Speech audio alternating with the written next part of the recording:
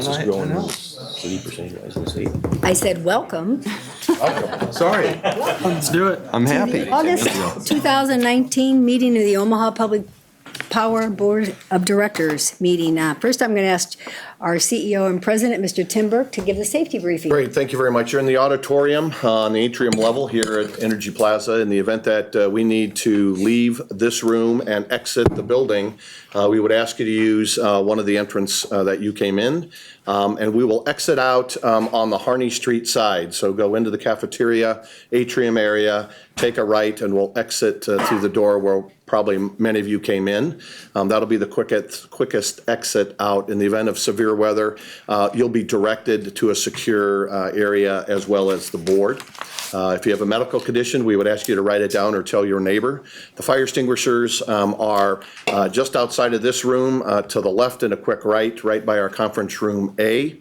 The AED in the first aid kit is as you would go into the cafeteria area through the atrium.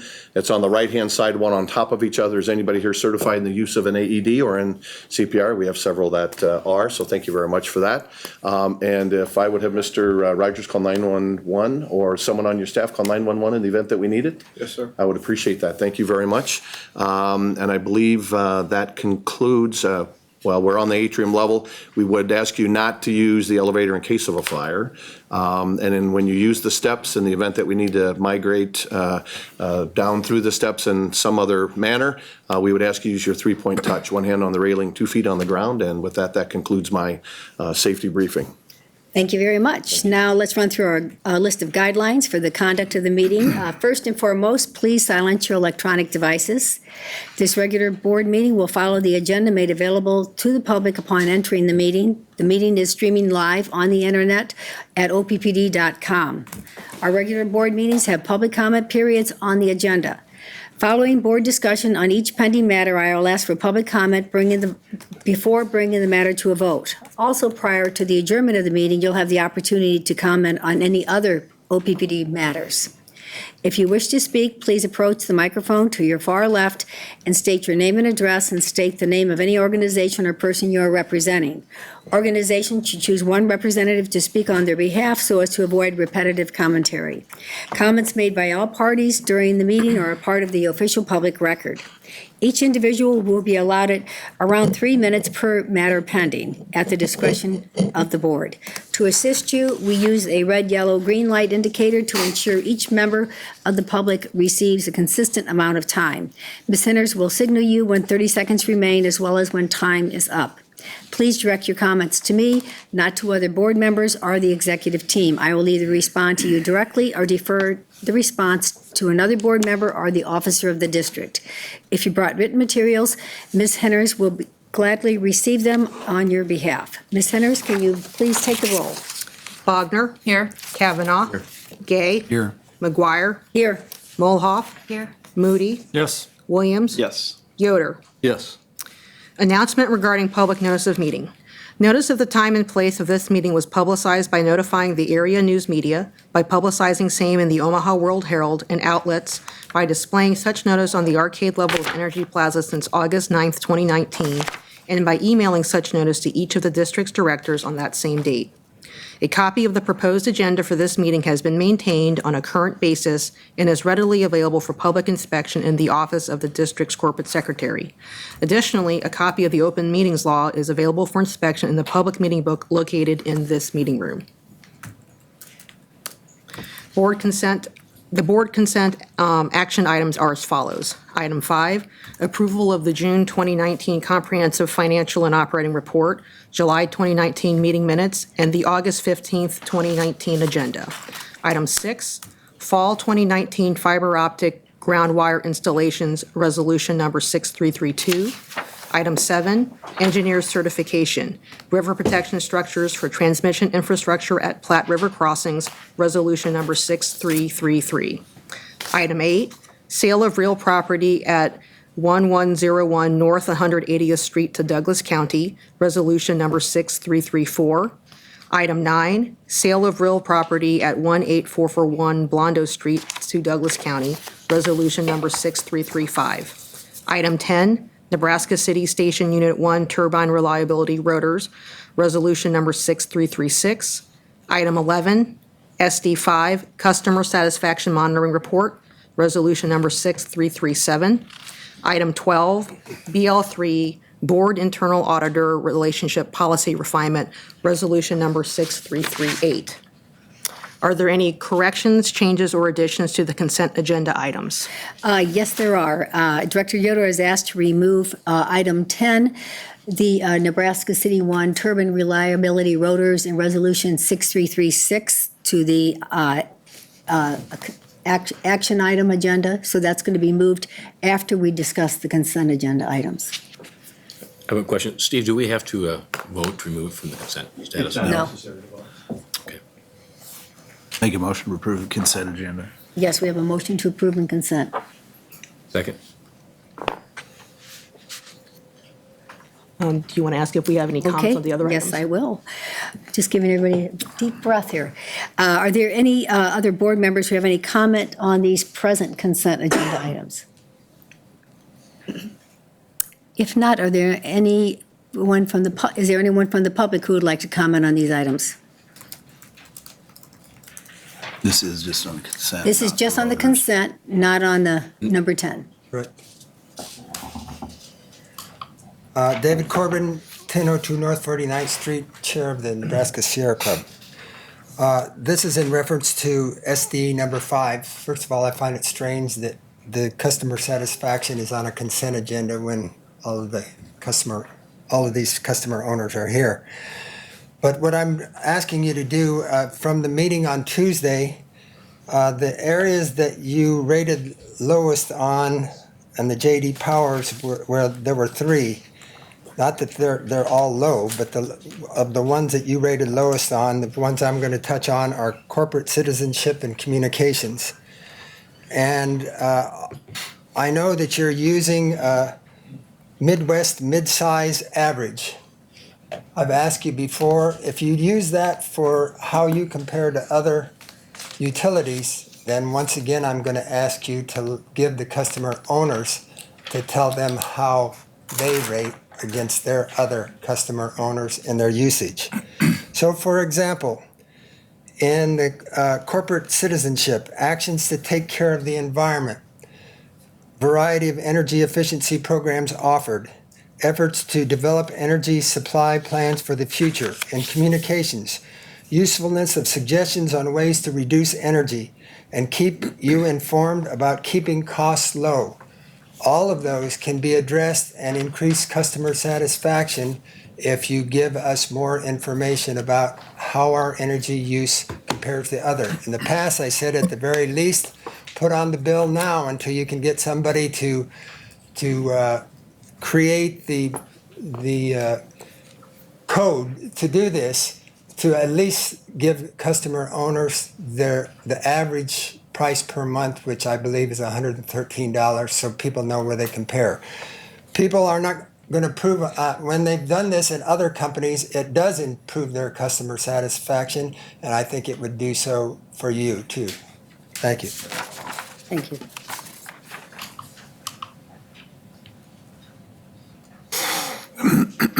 Alan Vivoka, 3719 Hamilton. I'm addressing item number 7, engineer certification, river protection structures for transmission infrastructure at Platte River crossings. There was a long presentation on the Tuesday meeting about the river moving. Rivers move suddenly when they flood. But even when they don't flood, rivers move. And they tend to erode toward the outside of the bend. That's where the water goes, and it has to be pushed around the bend by the land, which erodes. The Fort Calhoun nuclear plant is on the outside of the bend of the Missouri River. The plan is to store the radioactive waste there for an indefinite period of time. Nobody can predict how long it's going to have to be there. At 3 feet above the 2011 flood levels, at some time before that nuclear waste becomes safe in 250,000 years, that river is going to move, and it's going to be where the plant is now. So I just thought maybe you should keep that in mind as long as you've got a flood item on the agenda. Thank you. Thank you. If there are no other comments, may we please have a vote? Bogner, Yes. Kavanaugh, Yes. Gay, Yes. McGuire, Yes. Molhoff, Yes. Moody, Yes. Williams, Yes. Yoder. Aye. We can now go to item number 10. Ms. Henners? Item number 10 is the Nebraska City Station Unit 1 turbine reliability rotor discussion. Okay. Would you like to read that for me completely, if you could? Hang on a second. Find it. Yes, I can. Yes, sorry about that. Now therefore be it resolved by the Board of Directors of the Omaha Public Power District that the proposal of Siemens Energy, Inc. for the replacement of the low-pressure turbine rotors as set forth in request for proposal number 5615 in the amount of $9,825,144 hereby is approved, and the bond of such bidder hereby is approved. Okay, do we have a motion? So moved. Do we have a second? Second. Have any discussion? Just, Yeah, so this is about the rotors, and we were given a timeline for which there is a great need to replace the rotors, and I accept that. Certainly, there's nothing. I absolutely accept it because there was a great deal of diligence in going back to the original equipment manufacturer and then also getting a third party to come in and verify that information. I did have one particular question that came up. What that timeline was just given 1,600 hours, 16,000 hours. Is there a plus or minus on that? And there was no plus or minus. There was no confidence in that value. Not so far.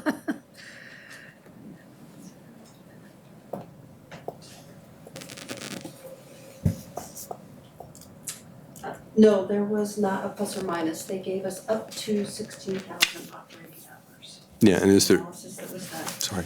As far as, was there confidence factors? They were actually safety factors that were included in the calculations. There were several of those, and I don't recall off the top of my head. Very good. So we're pretty comfortable that we got this 2-year window, almost 2-year window that we're looking at. Then we were also told, and again, it's good information, but I wanted to tease out a little bit more and unpack what that payback period was, how that was calculated, what was included in that. In terms of the payback period, we looked at the costs that we got in the RFP bid from Siemens For replacement. for replacement. And we compared that to the amount of money that NC1 makes in the marketplace, the SPP marketplace, over a given year. And came to the conclusion that we could recover the cost of replacing the turbines, rotors, low-pressure rotors, in less than 1 year. Thank you. So make sure that I say this correctly. So it is just the equipment cost and balanced by or compared with the net that we get out of operating that. Okay. So the issue that I wanted, thank you very much. The issue that I wanted to bring up is that indeed there are external costs, and the external costs have not been included in this calculation. Now, I understand this was a high-level review meant to inform us, and I took a little bit of time and went and used a screening tool, so it's not the precision that you would want or would have to pay for if you went to hire a consultant. But it is consistent with an earlier, the results were consistent with an earlier study that was done of NC2, and these are similarly sized plants with, in orders of magnitude, similar emissions. So there are health consequences to this of a pretty high number. The number that I got out of the Cobra was a low and high estimate of 68,000, and I just lost it, to 68 million to 150 million per year. Now, part of this is because there's a high value placed on losing lives. So while there aren't many, there are some, but they are judged to be of high value. And the impact, if you were to look at the map, is that is, and others who have looked at downstream maps may recognize this, is not in the Nebraska area. This is felt downwind. It is primarily felt around the main stem of the Mississippi. The question I have for the board is, as we make this decision, should we be considering these external costs, these impacts, these environmental impacts that our operations have, when we say thumbs up, thumbs down, should we invest in this? Okay, I have a couple comments on that. First of all, the other parts that we're not discussing, your discussion, is the risk that we're taking if we do not put this plant back on within that period of time, if we close down that plant. Ms. Fisher and her team looked into the option of replacing and whether or not that was even feasible. And it came up with the response that it was not, as far as us physically replacing that with another generation time, during that time span, we would not be able to do that without, as I remember, Mary, we would not be able to do that. That wasn't feasible. The other thing is, if we just would shut it down, then we have to worry about reliability. The number one thing is that we have a fiduciary responsibility to provide electricity to all of our ratepayers. And with the attempt of trying to buy this offline, we were not, again, we have to worry, there's a financial risk as far as purchasing it, and also whether or not we can do that reliably since we don't have the baseload plant. So there was a risk there. So I would say that. We have to deal with NERC and FERC. Right now, we don't have any, there might be some later on in the discussion on this, but right now, as far as running an electric company, I don't believe that health issues come into this right now. Some people are discussing this and beginning to discuss it, but in this situation, I don't believe this is the time to do it, considering the risk that we have for this entire company and as far as providing reliable service to our customer owners. Thank you. Now, I would ask Mr. Burke also to comment on this. Well, to Director Yoder's comment, we did not include those kinds of external costs, just like we didn't identify any external benefits either from a resiliency piece or a risk piece of brownout, blackout, or not being able to have generation to be able to do that. So the analysis that was really done here was really around, we understand the cost of the repair or the replacement of this low-pressure rotor. Here's the value that it will generate in the marketplace, and that was kind of the simple payback that we looked at. We did look at a variety of other options. Can we even import during that peak time of the year the significant amount of capacity that we would need? I will tell you, SPP had several alerts earlier this week, which tells us that in the marketplace, resiliency and reliability is importantly critical to what's going on here. And so we didn't take a look at those kind of external elements. It was really more about, does the investment and the repair or replacement of this low-pressure turbine give the ratepayers in this perspective really the financial stewardship that we believe it does with less than 12-month payback. And I think from our perspective, this does tie into a longer-term look that we're going to be doing on the decarbonization strategic initiative. And so that's not going to eliminate us to be able to do that. This is really around us being good stewards of our customer owners' money, because if we had to buy the energy for whatever that may be, there's a risk in doing that. We could not import all of that energy on those peak days. If we had to look at alternatives to that replacement today, it would be significant cost. And I believe the board and the system management committee and the governance committee saw that kind of deep dive that was done around those related costs. These aren't incremental emissions that we're having. This is the current kind of portfolio that we have in place today. All of these emissions are governed by the Environmental Protection Agency, Department of Environmental Quality. All are approved. I know many of the folks in this room and the board has seen different presentations about how we have reduced emissions through, whether it's Nebraska City 2 and the best available control technology, or whether it's Nebraska City 1 with activated carbon dry sorbent injection to reduce mercury and NOx, and continually focus on how do we get better on those environmental emissions and all of our environmental work that goes on at the district. So I appreciate the comment on that, but that's how we looked at this project to move forward. Thank you. Ms. Bogner, Director Bogner, can you comment? You made a very good comment at the committee meeting. Sure. I appreciate Director Yoder, you bringing this to this context. I think that that as we talk about the decarbonization study, I think it'd be really interesting to layer on some of those health risks, but then some of those other external positives as we look to make longer-term decisions. I think that this particular decision has to be made in a very short window of time because we have a very short window of time to react. And as I mentioned at Tuesday's meeting, this generator, or this steam turbine, is agnostic of fuel source.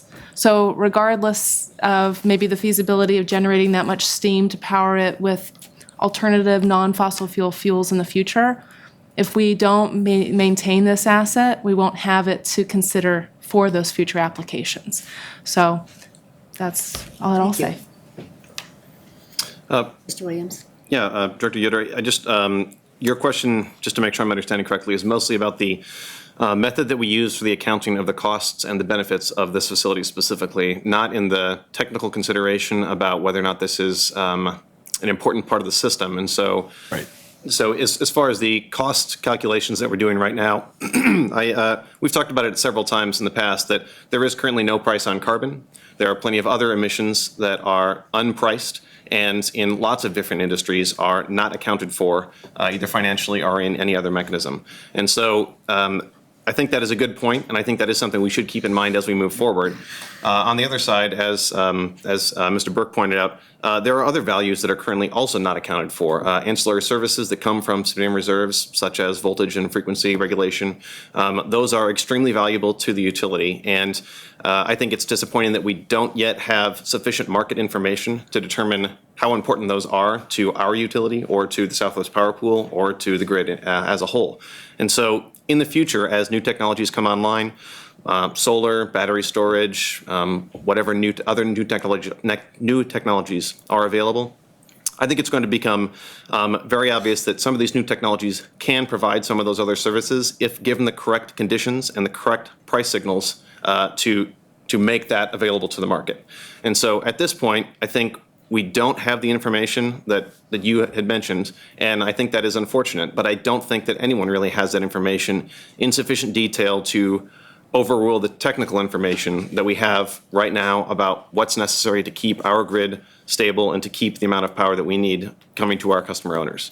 And so I do agree that as we look forward, particularly toward the decarbonization initiative that we have talked about beginning now and for the next 18 to 24 months, having Nebraska City 1 online allows us the time to make those more comprehensive calculations and to more completely figure out what are the complete costs of all of our activities and what are the complete benefits of the current systems that we have and future technologies that could become opportunities to us as they become more developed. And so right now, given the information that's available, I think that this is a good decision, that we do have an asset that the cost to do the upgrades that are necessary now relative to the value that we get from the operation of the facility is in our favor.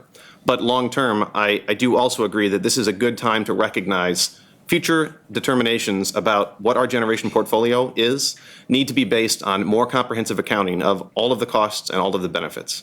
And I do trust that staff's focus through the decarbonization initiative will provide more technical tools to do that analysis, and future generation decisions will be based on all of those comprehensive data points that become more available, more defined by the market, and will help us to more fully understand the decisions that we're asked to make. So I think that this is the right decision now, and I appreciate you bringing this up to make sure that we all have a complete understanding of where we expect future discussions like this to be centered and what steps we need to take so that the next time a decision like this is brought to us, we have all the information that we need.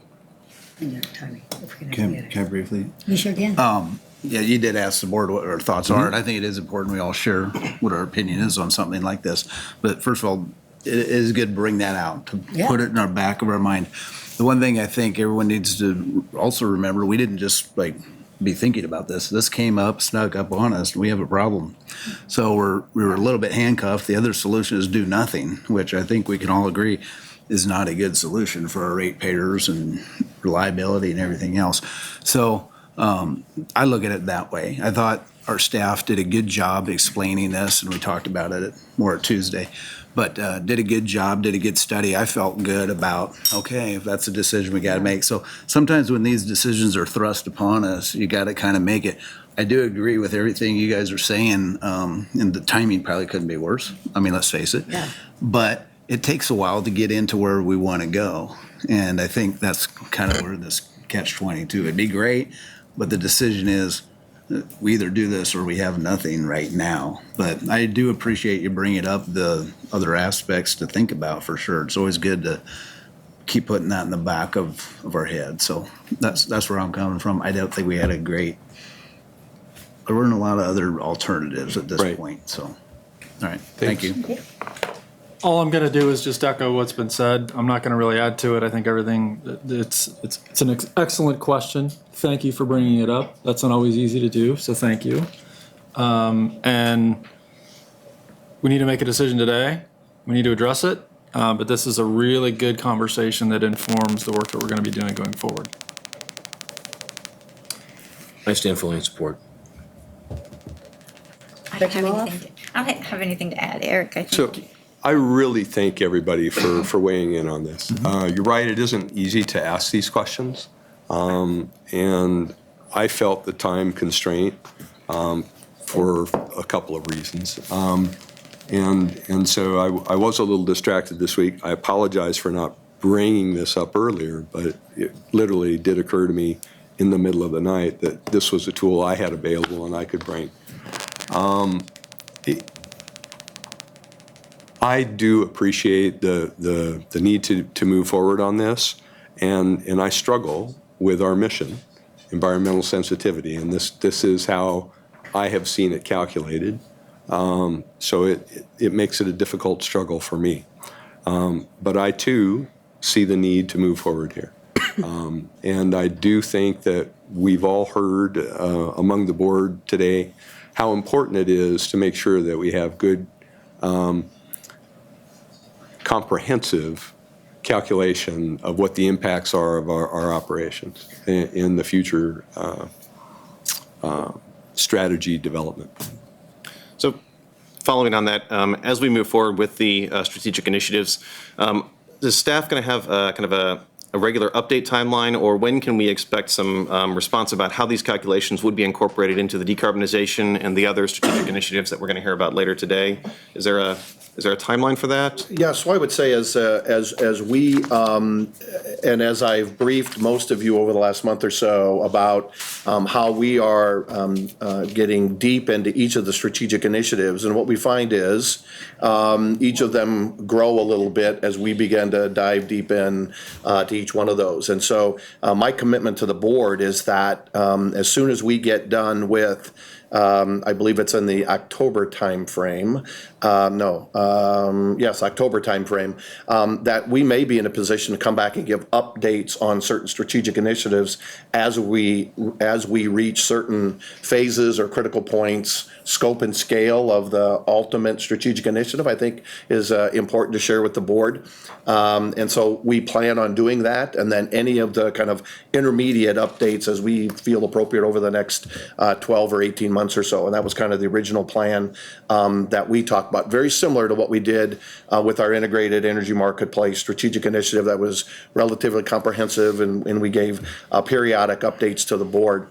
Again, for most people in the public, and this is really management's strategy and activity really to meet the strategic directives that the board has agreed to and approved and for us to move forward on. So we'll continue to do those updates. I don't have a timetable yet of those, and because we're focused on a variety of other kinds of priorities, but very shortly we'll be kind of moving together with each of the strategic initiative teams, and we may even get the first update from Troy in November, based on some of the work that him and his teams, we might be able to do that because of the work that he has been doing around this strategic initiative over the last 8 or 9 months as well. So, and we'll make sure that we do those periodic updates.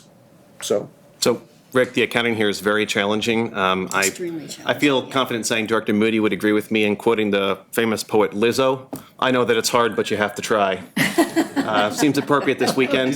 Yeah. And accounting for carbon and other emissions is difficult, and we have to try. And so I look forward to staff. Thank you for the work that you've done so far, and I trust that future updates will be in line with the types of questions we've had today. Did that already happen, or is it going to happen? Saturday. Okay, got it. Well, this has been a Well very played. good discussion. If there's no more discussion from the board, Jen? I just have one comment. What we don't want is we don't want this turbine to fail on a very cold day in January or a very hot day in July, or when we're trying to dry corn or run center pivots. Turn on the light. Or any other of the things that we do every day that requires energy. And so I think proactively taking care of this defect as we're planning for a decarbonization in the future is prudent. Well said. Thank you. Now I'm going to ask for comments from the public. John Pollock, 1412 North 35th Street, Omaha. I appreciate the discussion of the board. I would like to add for your future consideration when you're looking into this that there's a meteorological distinction between a broad scale model in which you're basically integrating a diffuse plume over a large population and what actually happens in our atmosphere. You might have gotten the impression that most of it is going down into the lower Missouri or Mississippi Valley. There are specific circumstances when it comes right back at us. Right. And those are in the cold season when you have a shallow inversion. Any plume is effectively trapped. Under those circumstances, the wind is typically from a northeast quadrant, so it goes down the river and comes over on the Nebraska side. Okay. Also, rather typically, there is low cloud cover and often drizzle. So you have a built-in meteorological mechanism to deposit whatever is going up into the atmosphere right back down near where it's being emitted. And this would certainly include the Nebraska City plants, but also North Omaha, which is one of the reasons why we've got a concern over what happens to the plants in North Omaha. Thank you. Thank you. Alan Vivoka, 3719 Hamilton. In both Tuesday's discussion and this discussion, it was never explicitly stated, just implied that Nebraska City 1 can't run at all without this generator, even though it's the low-pressure generator, which kind of suggests that maybe there's a high-pressure generator also. both. So can we just clarify that? Yeah. So, You wanna- Mary, maybe explain, the analysis did take that into consideration that was shared with the board, but Mary, do you want to just talk a little bit about that? We talked, And you can we just did speak. look at options of blanking off that portion of the rotor. It becomes very problematic for us from an operational perspective, in that once you blank that off, you're actually derating the unit down to a level that doesn't make a whole lot of sense. You're moving, I remember the numbers, like 300 megawatts. And so we truly do need this unit for resiliency on the system. Kicking it down to that level, long-term, we would have to really think about what other options we would have. And at this point, it seems more prudent from my perspective, at least as we went through the numbers and the calculations, to actually replace the rotor themselves. Thank you. If there is no other discussion, may we please have a vote? Bogner, Yes. Kavanaugh, Yes. Gay, Yes. McGuire, Yes. Mulhoff, Yes. Moody, Yes. Williams, Yes. Yoder. Yes. Motion carried. Okay, Thank you. next. All right. Agenda item 13. Amanda, could I borrow that? I have this. Resolution Right. 6339. Item number 13, we're going to have a motion to dispense with the reading of resolution number 6339, authorizing issuance of electric systems revenue bonds 2018 or 2019 series. Be it resolved that because a copy of resolution number 6339 has been furnished to each director in advance of this meeting, the reading in full of the resolution in this meeting by the secretary be dispensed with, except for those portions of the resolution which have been materially revised and the additions necessary to complete said resolution. Okay, so this is a motion simply to dispense of the Make a reading. motion to approve. And we have a second.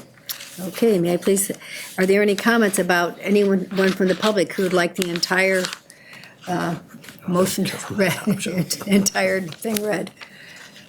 If not, if we have a vote? Bogner, Yes. Kavanaugh, Yes. Gay, Yes. McGuire, Yes. Mulhoff, Yes. Moody, Yes. Williams, Yes. Yoder. Yes. Okay, Motion carried. Resolution number 6339 modifies resolution number 6256 to authorize and approve the official statement and provides authority for the president and chief executive officer or the vice president and chief financial officer to execute one or more investment banking agreements, pricing certificates, and bond purchase agreements for the 2019 or 2020 series bonds through December 31st, 2020, as such date may be extended by further action of the board, in an aggregate amount equal to an additional $200 million. This authority would allow the bonds to be sold when acceptable market conditions exist, regardless of the timing of regularly scheduled board meetings. we may have a motion. Motion to approve. May I have a second? Second. Okay, Mr. Gay? Do we have to vote on that one? Not yet, this is a comment No. period. Okay. Discussion. I'll read this motion and then you get Yep. on. All right. Resolution number 6339 modifies resolution number 6256 to authorize the use of a preliminary official statement and provides authority for the president and chief executive officer or the vice president and chief executive officer to execute investment banking agreements, pricing certificates, and bond purchase agreements for the 2019 or 2020 series bonds through December 31st, 2020. As such date, it may be extended by further action from this board. This authority would allow the bonds to be sold when acceptable market conditions exist regardless of the timing of regularly scheduled board meetings. The district's financial advisor, Barclays Capital Inc., has indicated that if the district's liquidity resources are depleted, issuing new debt to reimburse or to fund capital purposes is a reasonable strategy to capitalize on market interest rates. Pursuant to Resolution 6339, a written opinion of the district's financial advisor will certify to the board that the terms for the 2019 or 2020 series bonds reflect rates competitive with current market conditions.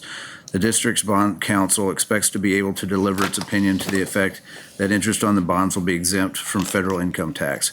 Final pricing of any 2019 or 2020 series bonds issue will be presented at the scheduled regular board meeting immediately following the execution of the bond purchase agreement.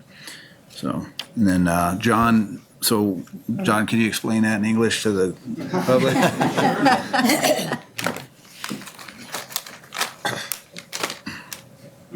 Thank you, Director Day. Mr. Thurber, yes. The purpose of this transaction is really to save the district debt service costs. And it's part of a two-part transaction that we would be doing. We have cash reserves of a little less than $500 million. We would take a portion of that, about $115 million. And we would take that cash and we would buy an escrow of securities to pay off debt that's yielding close to 4%. And that we would build an escrow, the bonds would be called in 2021 and 2022. Our cash reserves at that point would be lower. What we would do and what this resolution would do would be to give us authority to issue debt to reimburse the district for capital expenditures that we've already paid with cash over the last 18 months. We would issue debt of about the same size of the debt that we would pay off and about the same year's maturities. So the overall goal would be to save the district about, based on current interest rates, about $13 million over the next 15, 16 years. And that's on a present value basis. There is a risk involved with this. We don't do this transaction simultaneously. We would do the cash defeasance part, the cash payoff of debt first, and then we would issue bonds about 15 days later. We've looked at the risks involved with that, and 97% of the time, there is a chance that interest rates could go up, but only about 0.5%. And even if interest rates went up 0.5%, we would still do this transaction at the same size. The savings would be closer to maybe $10 to $11 million instead of 13, but it would still be economic for the district to do this. So it's hopefully a very viable, cost-effective transaction for the district and its debt service costs. Thanks, John. I think it's important that we let the public know what we're doing with their dollars. It's very important. Saving more money. Yeah, saving more money, but we don't want to get into everything. Well, we will. I've got a couple But easy- yeah, for sure. Couple But we've looked at this in our pre-committee meeting. The finance committee looked at it in depth. We asked about risk and return ratios, a lot of other things. Maybe we don't need to cover today. Maybe public will have some input into that. Directors do. That's fine. And then, but it's one of those things, I think, we've done our due diligence. But what I wanted to say is thank you and your team. You know, I know Javier isn't here today and you're doing a fine job filling in, but you guys have done a great job being, how would I put it? It's innovative. You know what I mean? You're using your head and finding great creative solutions. And we really appreciate it because this $13 million is a lot, plus all the refinancing you've done. So I just want to give you and your team kudos and everybody that's here today because there's a lot of people involved in this. So really appreciate it. Thank you. You bet. Yeah, 13 million pays for a rotor, right? Fortunately, yes. Two quick questions. We did this in 2018, so could you just quickly summarize what happened and what the end result was? That's one. And then second question, I think since Tuesday, the yield curve is inverted. Could you just make sure that we understand what the implications, if any, of that are? First, the transaction we did in 2018, we issued bonds of about $143 million and we paid off debt of about $170. So we actually paid off a little bit more debt than we issued bonds. There's some premium issues that allow us to do that, but we saved the district about $15 million. On a non-present value basis, that was actually $30 million over about a 20-25 year period. So a very successful transaction. As far as the inverted yield curve, that it does happen. Actually, in some ways, it's kind of helpful for this transaction. And the reason it's helpful is that we have to buy an escrow of securities to pay off this debt. And we can buy those securities at yields that are higher, potentially, or certainly at a higher yield than maybe the long-term debt that we would be issuing. That would be part of this debt process. So in this case, an inverted yield curve helps us. Okay, thank you. It's amazing. Any other questions? Okay. Thank you. Thank you, Mr. Thurber. Really appreciate all your work. Are there any comments from the public? Do we want Mr. Bruckner to offer a legal? Oh, I'm sorry. But you have to ask for We have public to, comment. we have to ask for public comment too, but we better ask for general counsel first. All right. Thank you, Chair McGuire. Okay. As General Counsel, we have examined the proposed series bond resolution that's before you, designated as resolution number 6339. And it is our opinion that the Board of Directors of the district may legally adopt that resolution that would authorize the issuance of either 2019 or 2020 series bonds in an aggregate amount not to exceed $330,000. That's the $200 million increase that was referred to earlier.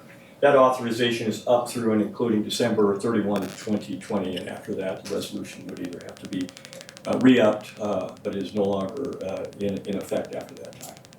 I will present a copy of the opinion to Ms. Ing. Any questions? Thank you. Okay, now we can ask for public comment, if anyone would like to comment on that. If not, if we may have a vote? Bogner, Yes? Kavanaugh, Yes. Gay, Yes. McGuire, Yes. Mulhoff, Yes. Moody, Yes. Williams, Yes. Yoder. Yes. Motion carried. Thank you very much.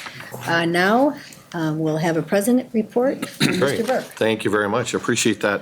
So I'm going to start with our baseload generation that we had an item on just a little bit ago. So Nebraska City 1 is, for the month of July, had almost a 75% capacity factor. Unit number two was 73.4%, and North Omaha 65, North Omaha 5, 58%. And that's our baseload generation. Next, I want to talk a little bit about our peaking stations and then kind of give a historical perspective of what's kind of going on with our peaking generation, which is primarily natural gas. Capacity factor for Cass County was 15% during the month of July. And that actually compares with, I'm not sure I have Jones Street in the previous years. Let's see if I do. Yeah, so last year at this time, it was also at 0.7%, and in 2018, it was zero. We had zero capacity factor. It did not operate at all. Cass County, in this regard, last year was 15.4%, so a little higher than it was this past July, and in 2017, it was 7.5%. So that's kind of important. For us, North Omaha 1, 2, and 3, we really have not used those units significantly. Those are all natural gas units converted from coal. But the current month, unit number 3 had a capacity factor of 12%, and then units 2 and 1 were at 1.6 and 8%. Sarpy County had a capacity factor of 4.7%. That compares to 10.4% in 2018 and 13.9% in 2017. And the next graph is just a historical kind of perspective. I think as we've seen what's kind of gone on in the markets and the need for some of the peaking generation, really on the same kind of focus around resiliency and reliability, we're seeing some of our units be called upon. And even this past week, we had our Jones Street station called upon, which typically does not happen, significantly anyway. And then certainly this year, we're seeing North Omaha units 1, 2, and 3 be called upon that were not called upon in 2018. So just changing what's going on in the marketplace and how we're continually focused on the reliability and resiliency. And I think that's going to be our continual focus and importance. And the next slide is kind of where we are in the renewable side of the business. Renewable energy contributed to 21.1% of our retail sales and a capacity factor of 31.6%. Our year-to-date renewable energy contributed to about 28% of our retail sales, and wind capacity factor was 37.5%. And as I've said before, we have about 160 some megawatts that'll be coming online that will be accredited back to us yet this fall through our Shoals project.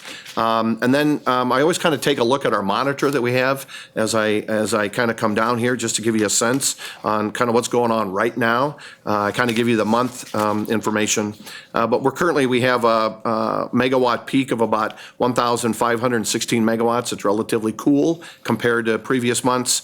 Our renewable resources contributed to about 89 megawatts. Our gas resources, about 158 megawatts, and our coal resources, about 1,260 173 megawatts. So just get a sense, that would be about 5%, just about 6% on our renewable, 10% on our gas, and 84% coal in our generation. And then relative to honoring the community, we have a slide up here on some of the work that we've done, certainly with our African American network and how they supported the 4th annual Back to School Bash, and it was held on August 11th at Fontenelle Park, and it's just an opportunity for over 3,000 kids to get backpacks before they start school, and obviously school has started and kids are back in, so it's just a great opportunity to get the kids in an area and provide them a number of things: book bags, free haircuts, free food, a variety of different supplies, and it's really an opportunity for struggling parents to get a chance to have their children have all the back-to-school gear that's important. And I'll give credit to this next one to Director Bogner, one of the individuals. These are the individuals that will participate in a variety of leadership opportunities throughout the state of Nebraska. Actually, Heather Sipkin is here. She'll be participating in leadership in Nebraska. Last year, we had Lori Zagurski and Joe Lang that participated.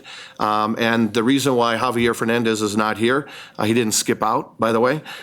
He is at a reception with Laura Langford for Leadership Omaha that that she got accepted into, and all these individuals have been accepted into these programs.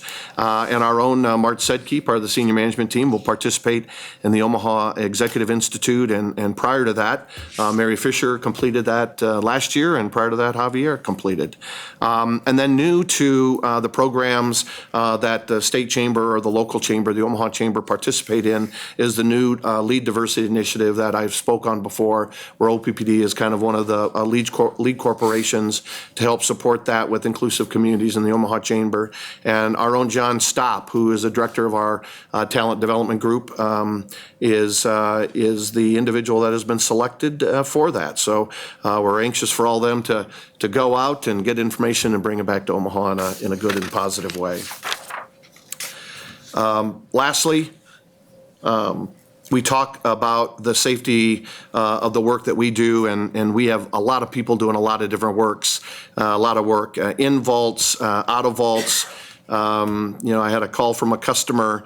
Actually, it was a Facebook post about a Mylar balloon in a transmission pole on Thursday or Wednesday or whenever that was, and we had a crew went out to make sure that customer, it was right behind their home or just outside of their home, so they were concerned about it starting a fire. And we have our crews do a number of different things, including those that are working in hot areas and certainly outside. But we always want to remember those individuals that have given their life on behalf of the service that we provide. And so this is really a reflection of Christopher J. Merrill. He was a lineman. He died on February 23rd, 1990, as a result of an electrocution that occurred while he was working near 23rd and Gregg Road in Bellevue, Nebraska. Chris was 29 years old, had been with OPPD for 2 years. He is survived by his parents, at that time 4 brothers and 6 sisters. So thank you the opportunity for letting me share.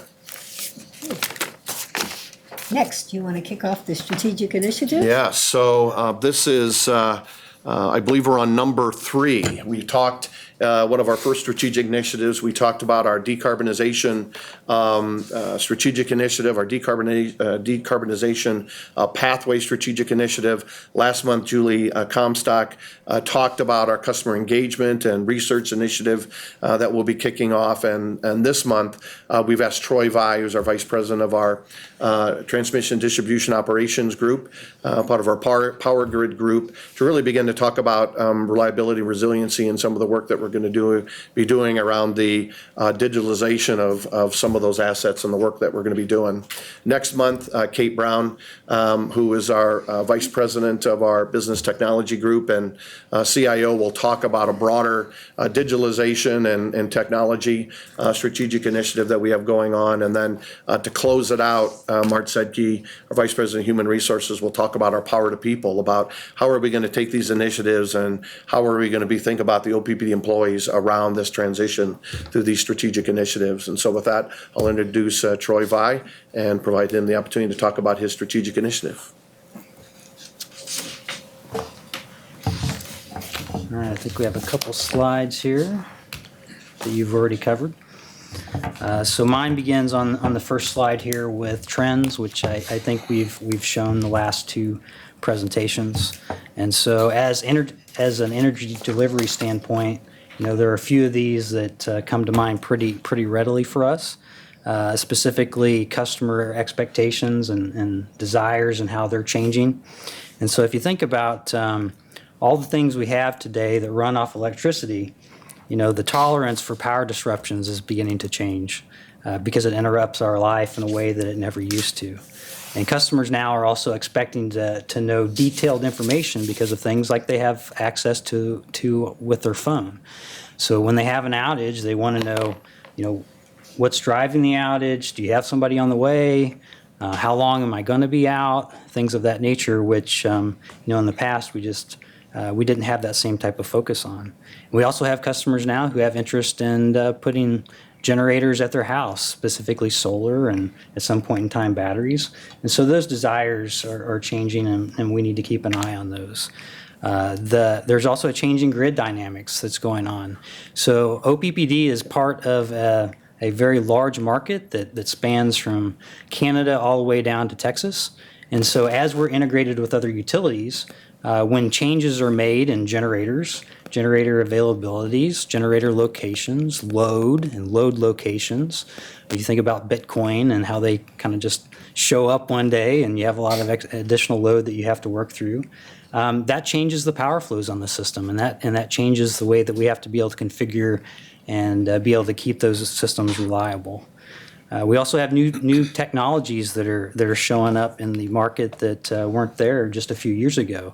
And an interesting timing is as these improve, utilities like ourselves are also looking at our aging assets and looking at opportunities that may come from that new technology. So if I can take one type of asset that's performed a great function for a while and replace it at a similar cost with another asset that can perform 2 or 3 different functions, there's a lot of value and excitement in that from a utility standpoint.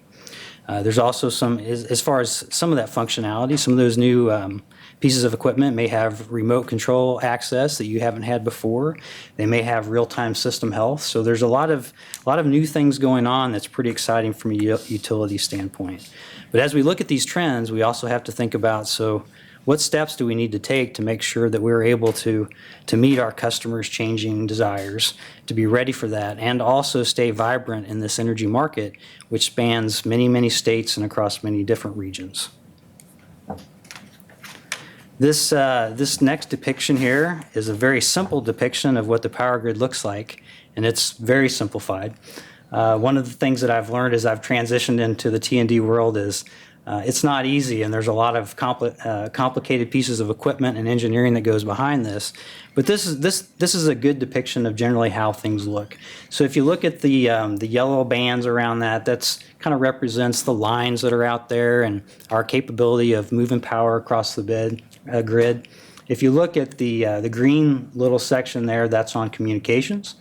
And that area of communications where we have purview in the system is somewhat limited in that case.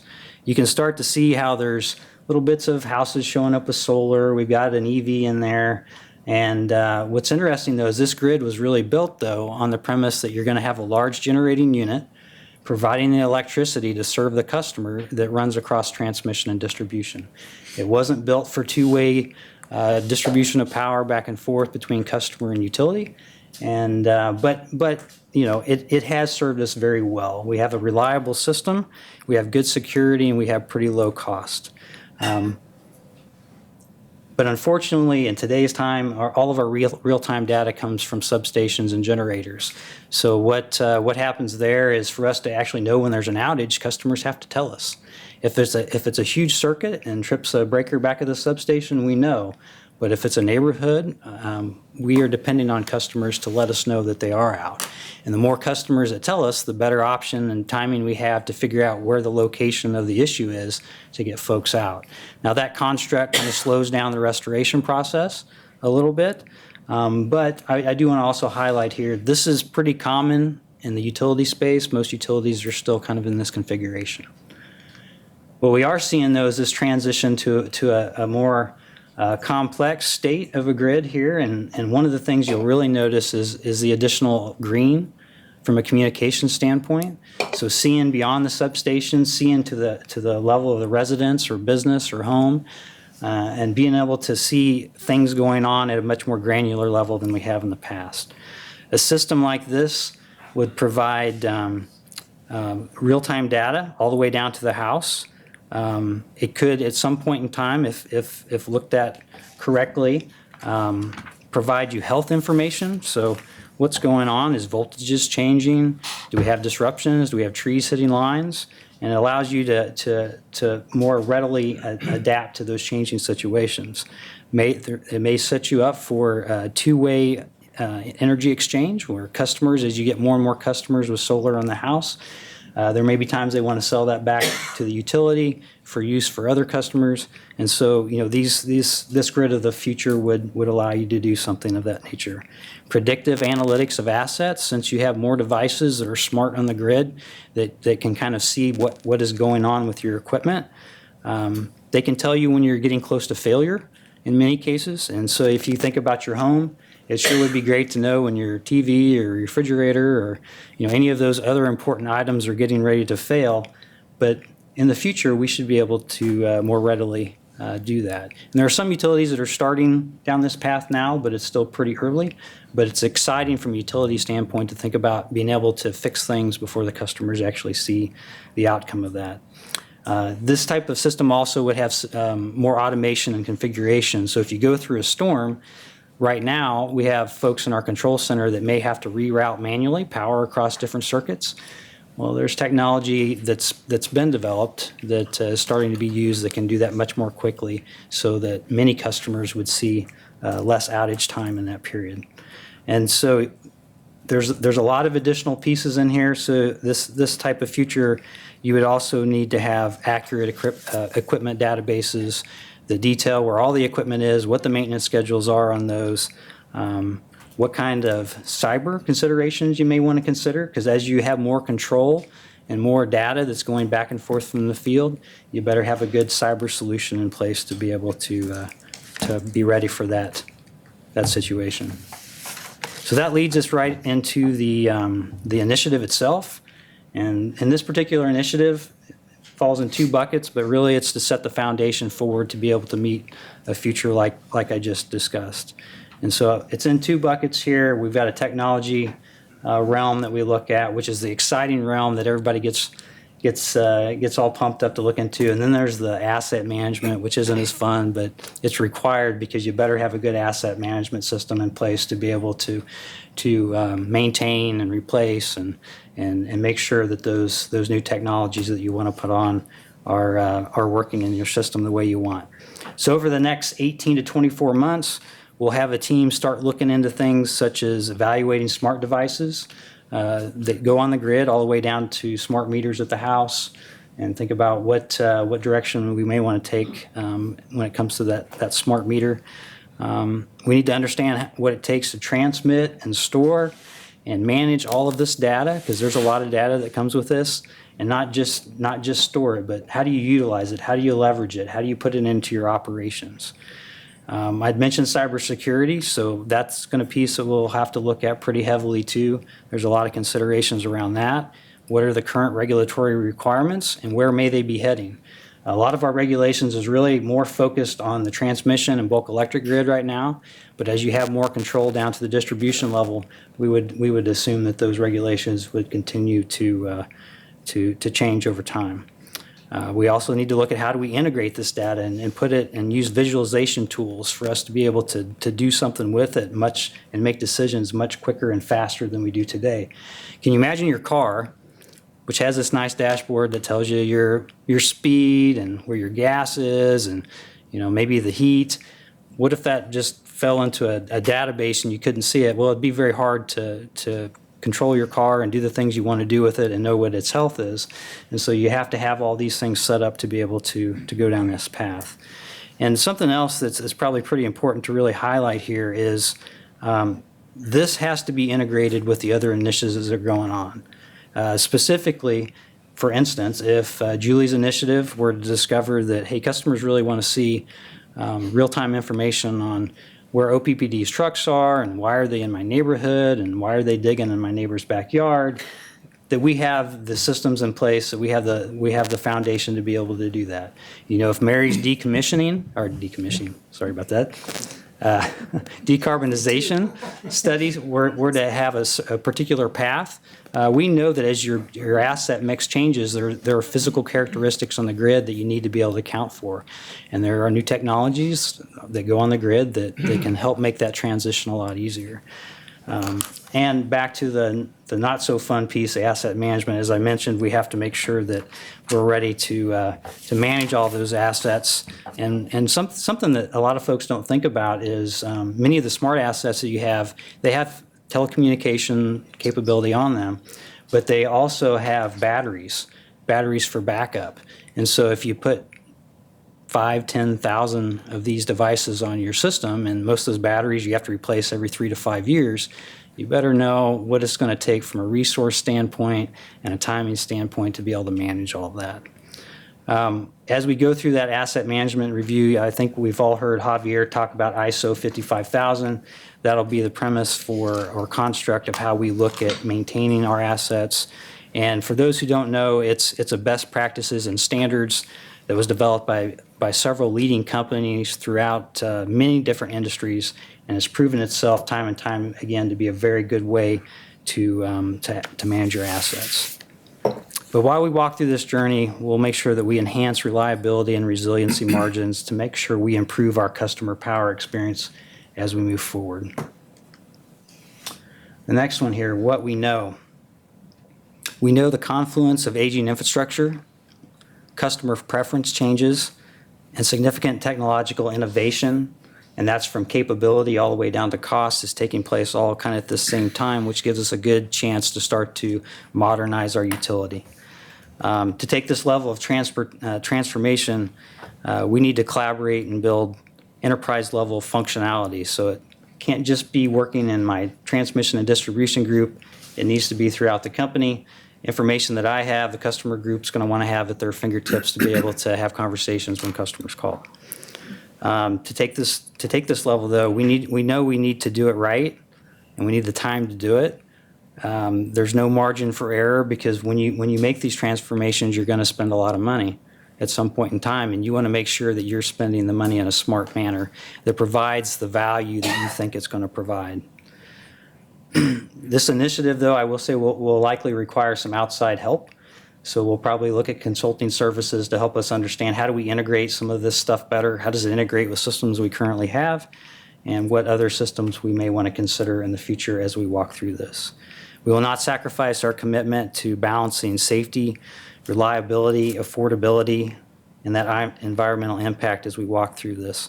Our mission is to continue to strengthen our reliability and resiliency while accommodating and leveraging many new and very exciting technologies. What we don't know. So right now we're planning on 18 to 24 months to walk through this analysis and develop a really strong roadmap. And that's assuming there's no large catastrophes like an additional flood that comes into place or something unexpected. And we just know we may have to adjust as we go along. Now, that doesn't mean nothing will happen during this time period. We will be executing along the way with possible. And so I think Tim had mentioned this earlier. We already have folks that are working through and looking at our databases to find gaps in information and capabilities. And we've also had this distribution automation pilot in North Omaha, which sometimes was referred to as a smart grid pilot. We've got some learnings that are coming out of it. And so we've found a couple of types of equipment that we think are really interesting that can provide a lot of value for our customers going forward. And we're going to expand those a little bit to help test them further. So test them in some rural locations, test some different products provided by different vendors to understand which one will be the optimal one when we start to roll those out. So things will happen along the way, and it won't just be analysis as we walk through here. And to the point of all this, we need to be also in lockstep with Kate's initiative specifically to ensure that the technology foundation she's putting in place helps support where we want to go as an organization. And that takes a lot of time and integration. You know, most of what we have right now in the T&D world, from an asset or system standpoint, were built to perform very certain functions and very separate functions, and they didn't overlap and talk to each other. And then in the future, that'll need to change, and we'll need to figure out how to do that from an organizational standpoint to make sure we have good flow of data between all of them. What this means for the future. So let me start off by saying we do currently have a pretty reliable and a fairly low-cost system, and that's served us well for many years. And I want to call out, you know, we've got some great employees who work hard every day to make sure that that continues, and they've done a fine job of bringing us to where we are. We will transition towards a more modern platform that provides additional flexibility because we know things aren't stagnant. You know, I'd mentioned all the changes going on the grid, all the changes in customers. So as we go through this, we're going to have to look at things from a flexibility standpoint. We'll have a great technology strategy roadmap when we come out of this to make sure that we're all in line and we can start planning our budgets and our resources to make sure that we can execute. And we'll need to definitely understand and mitigate cybersecurity risks, considering the amplified that are amplified through having more communicating devices out in the field. Now, we talk a lot about technology here, and so this is where Mart and her wonderful group comes into place to make sure that we have the training, that we have the skill sets that we need within OPPD to continue down this path in the future. We're confident we can do this work and that we can do it very well. Our employees have a wealth of experience, skill, and passion, and they've shown themselves to be able to rise to the occasion many, many times. It's pretty evident as I've walked through our energy delivery business unit, folks are excited about this. They're looking forward to what kind of future that this may bring for them. And so change is sometimes scary, but this is one of the first topics I think I've discussed where I haven't heard anybody who's too concerned other than how do we manage the work to get it all into the system. After that, I think they feel pretty good about it. But that's all I really have on this, and you know, if there's some questions, I'd be happy to take them. Okay. Thank you. There are no questions. Thank you very much, Troy. That was great. Can I make a quick comment? Yeah. I'm continually struck by how all of these strategic initiatives are so built upon one another. I mean, every time we hear about a new one and you go into another level of detail, they can't exist independently. They all have to go. The pace of them has to kind of trip right along all together. So, you know, as one sort of slows down, that's going to pull all the other ones down. So anyway, that's just a comment to acknowledge that. I think we all know that, but it just continues to strike me. Yeah. The second thing I would say is I want to make sure that you and everyone else on the team knows that the board supports these, and which is really maybe an acknowledgement that we want to make sure that you have the resources that you need to do all of this work. And that's a corporate operating plan issue, right? We approved the budget, so as we start looking at the 2020 budget, that's certainly something I'm going to be mindful of, is making sure that this is big work and it's important work, and we want to make sure that we're not skimping on resources to do it. I appreciate that. I guess the one thing I probably didn't cover that I probably should have is, and you talked about how integrated all of these are, some of the same people will be tasked to work on many of these as well as do their normal job to keep the lights on. And that's something that we're very cognizant of, and we're making sure that we understand as we walk through this. But it's good to recognize that folks are willing to do that, but we have to understand and make sure that we're not overworking them as we walk down this path. Director Moloff and I visited the Energy Control Center this morning, actually, and I was, you know, we both asked about, do you have enough support? Director Moloff directly asked that same question. And I thought the other thing I thought was interesting is that you're already bringing in business technology people at the center, and you're going to be working with them. I don't think that's happened before. That they're going to be there working side by side with you, which I think is a great relationship. And we look forward next month to Vice President Brown's presentation on business technology, and she'll probably bring all that together. And then the final one will be Vice President Sedke, who will talk about the people and what kind of people we're going to need and how she's going to get the people to get everybody together to do this. So thank you very much for this. Next, we'll go to public comment. If there anyone who would like to talk about other businesses, public businesses.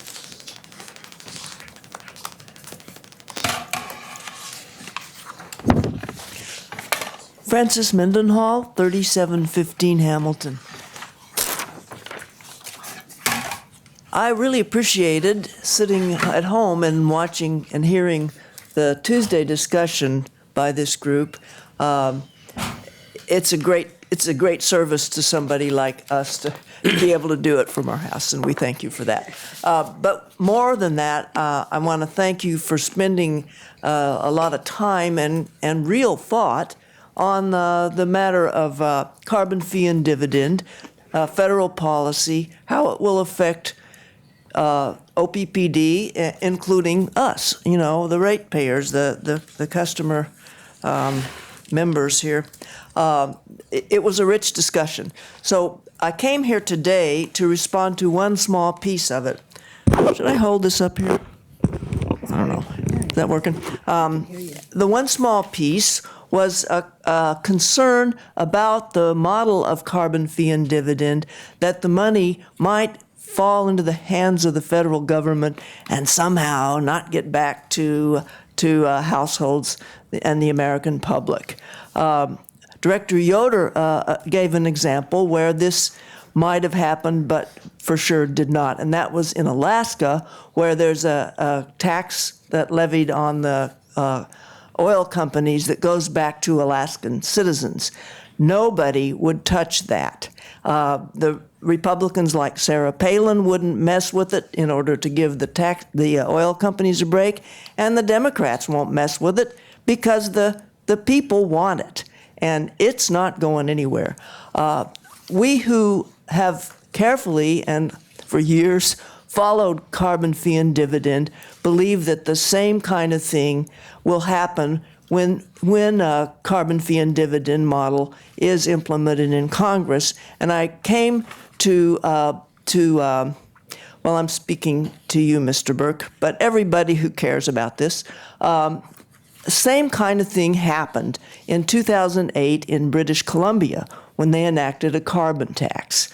The best source that I've got on that is an article in the New York Times, which I brought for your consideration. They implemented this tax, and it had some opponents. So a year later... 30 seconds. I'm sorry? 30 seconds. Oh, so a year later, the opponents tried to repeal it, and they failed spectacularly at the polls because people like that dividend. This article, I highlighted some points about that, about how it happened and how the people really liked it. It will happen even more spectacularly here because our dividend will be more, and it won't just be a tax credit, it'll be money going straight into people's accounts. So this is for you, Mr. Burke. I'm going to bring it to you. I appreciate it. Thank you very much. And I will read it. And if you could also share that, we'll also share that with the rest of the directors. Thank you. I can accept it. You should take it, yeah. Thank you. Hello. Can you hear me with this microphone? Yeah. Yeah, we can hear you perfectly. Okay. Well, you can't You're really so step tall. down. It's not I could do that, which might help the people in the control room. Certainly makes me feel better to be closer to a microphone. We just want you to be safe, Mr. Wells. Yeah, we don't want you So, falling off. Okay, thank you. We don't want a lost time incident during a board meeting. No, of course not. Or after report. I don't want to make your board meeting longer either, by calling 911. I appreciate the shortness of one of your committee meetings segments on Tuesday. I'm here to talk to you about the same bill that we would like you to consider supporting as a board, as a utility. That is the House Resolution HR 763, the Energy Innovation and Carbon Dividend Act. Now, just a little background. There's a Luntz Global company that does surveys primarily for Republicans. So it's not a left-wing organization at all. It's more right-wing. And what they've done when they've studied what people want is they've found that voters support a carbon fee with dividends. And OPPD has a position where you can help make that happen by telling our elected officials in Nebraska, because you do have all 5 of them in your district, and if you tell them you support this, maybe they will. And if you tell them we support this only with the carbon dividend, that will help us make sure that that money does get back into the households. Republicans, 53% of Republicans support this carbon fee and dividend. 75% of Republicans under 40 support this. So I'm quite proud to be one of those Republicans who supports this. One thing that I'd like to bring to your attention, another thing that a lot of Republicans like about this bill, is that it would have a regulatory pause, which I think is also very important for OPPD, because right now you don't know what regulations are going to come out of Congress next year or the year after.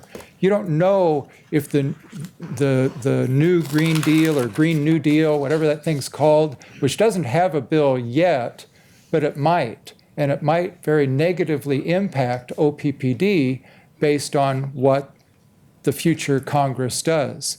I'm worried that the Senate will change hands and become Democratic, as the House already has. Possibly the president will change. And then who knows? I mean, Molly, bar the door, because you're going to have problems. If this bill gets passed, there will be a regulatory pause that is in this bill until March 30th of 2030.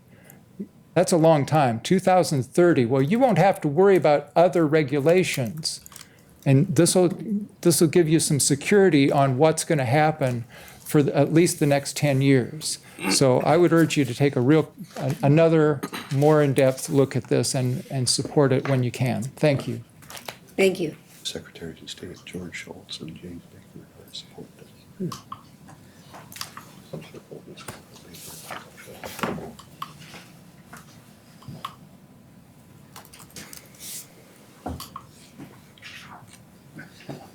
Oh, thank you.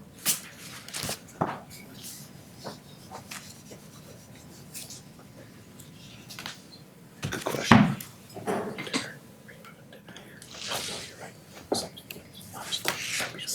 Hi, my name is John Trout, 3316 Augusta Avenue, Omaha. I am actually a supporter of public power, and I'm trying to help public power districts to survive. During World War II, our family burned coal. We had no idea what the toxic emissions would do, that would do serious damage to our mental and physical health. OPPD began in '46 with a directive to keep rates low. Unfortunately, the legislature was unaware that coal emissions are very dangerous, or that retail rates would discourage investments in demand-side management. I will give you some source documents. The Saudis have been selling electricity for 1 cent, and they've decided it was a bad idea. Most of the Saudi buildings are not insulated. So you're actually wasting money by discouraging efficiency.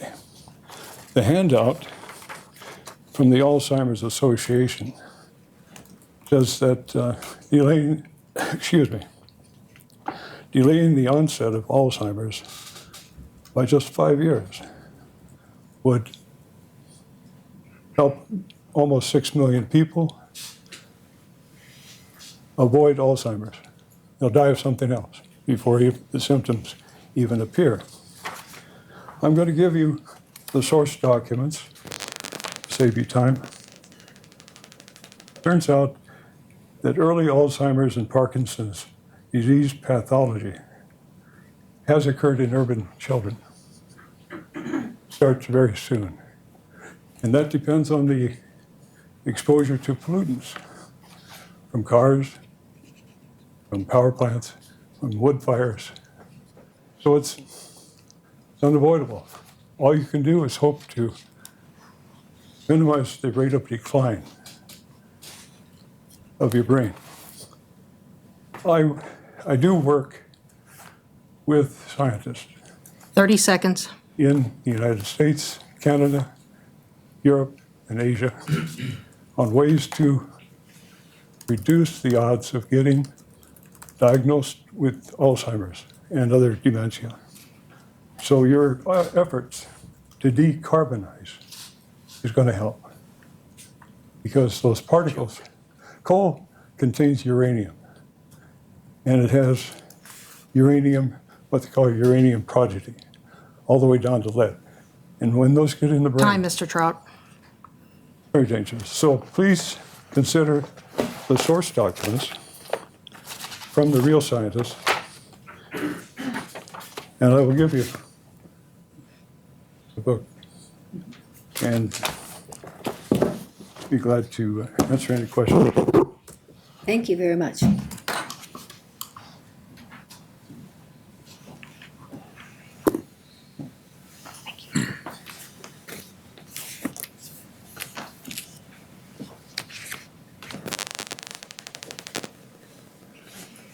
John Pollock, 1412 North 35th Street.